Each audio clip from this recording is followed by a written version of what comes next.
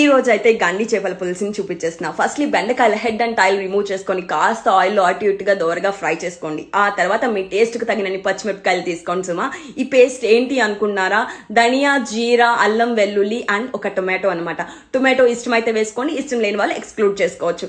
And ఆ పేస్ట్లో కాస్త ఉప్పు కారం వేసి పచ్చివాసన పోయేదాకా, పసుపు కూడా వేసుకోండి సుమా, వేసి పచ్చివాసన పోయేదాకా వేయించుకోండి. అండ్ మేక్ షూర్ దట్ దాని నుండి వచ్చే వాటర్ అంతా ఎవాపరేట్ అయిపోవాలి. అండ్ ఫైనలీ మన చేప ముక్కలు అయితే దీని మీద సర్దేద్దాం. అలా సర్దేసి ఏం చేయాలంటే మంచిగా నానపెట్టుకున్న చింతపండు పులుసుని పోసుకోండి సుమా.